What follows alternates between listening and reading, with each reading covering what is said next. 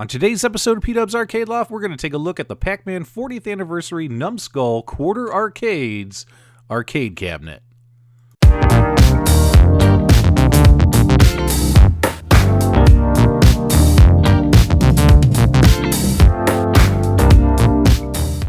Now, they do have a standard version of this product available. This particular one is one of the only 256 signed by Toru Iwatani. And man, that is a pretty box that they put it in. Love the box, love the packaging. Really got me excited to open this thing up. Quarter Arcades always does an awesome job when it comes to packing, as well as making sure that the design of the box is appealing and everything you need to know about the product, the collector's piece, is right there for you. Now, they do have this available as a standard edition. Inside the box, you got this awesome, gorgeous instruction booklet as I kind of pull that out here. The standard edition is available for retail. This autographed version, signed by the creator of Pac-Man, they only made 256 of these, and these are already sold out. I did pay for this out of my own pocket. Super excited, and I love the full-color booklet that they included here with all the different instructions in all the different languages. Definitely high-quality, great booklet. Underneath the booklet in the thick foamy material, you'll find your USB power cable. This is what you use to power the device. Now, the product doesn't come with an actual adapter plug, just the USB cable, but any USB cable powering device you have should be sufficient. There's lots of different ways you can power this particular unit. In fact, I usually use one of my Replicate products from New Wave Toys to power my Numskull's products. It's kind of funny. As you unbox it here and kind of take a look underneath the foaming material, you'll see there it is, and there's thick foam on the top and bottom to protect the unit. I'm actually kind of surprised that the full unit wasn't wrapped in plastic, just like a little layer of plastic up top. But as long as it received no damage, I think I'm going to be okay, and my unit did arrive in perfect condition. And right off the bat, you can see right there on that side, signed in his native Japanese, is Toru's signature for Pac-Man on this autographed unit. So that is very, very cool to see. Absolutely love it. Now, because this is the autographed version, am I going to actually play this all the time? Probably not. This obviously is a very, very limited, only 256 ever made. So when it comes to this, this is definitely, in my opinion, a collector's piece. Look but don't touch. Maybe touch every once in a while. As we rotate it around to get a good view of the front, gotta love that 40 on the bottom. A beautiful Pac-Man marquee. The bezel and the control deck is very, very, kind of standard. It just has the 1980 Pac-Man. It's a very simple design compared to the yellow Pac-Man that Numskull also sells. But I think it absolutely works. It's kind of like a blackout edition with all these cool 40th anniversary bright color highlights and the artwork on each side of the cabinet. The artwork is top quality. The little trim on the sides of the cabinet, the wooden materials everything is made out of. This is definitely a top quality piece. It looks and it just feels great.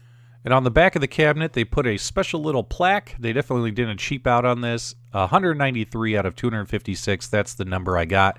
Man, I was really hoping to get a low number, even though it really doesn't matter. But man, 193 out of 256, I'll take it. If you have a Numskull collection, these products are very, very attractive. They look great side by side. Yes, there's the yellow Pac-Man. Why would you get the other Pac-Man?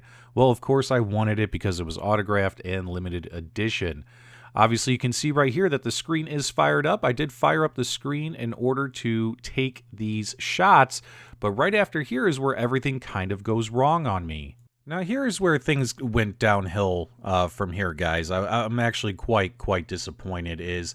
Obviously, Numskull has a bunch of these quarter arcades. Some have been released, some have not, some are on their way. They're really cool products, and I really like them. But we do have a bit of an issue. So like this Pac-Man 40th anniversary, you could go ahead and purchase this off of Amazon or Geek Store, a bunch of retailers, and these things retail for $129. As you saw in the last camera shot, the unit was powered on. I powered it on in order to take those shots, and I actually did play with it a little bit.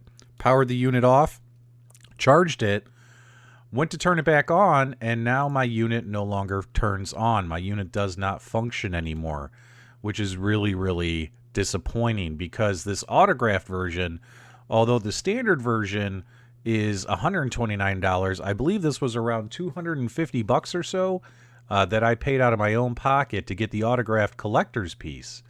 But unfortunately now, and I'm going to show you right here, all I have is a green blinking light on the back of the cabinet, and the cabinet will no longer turn on.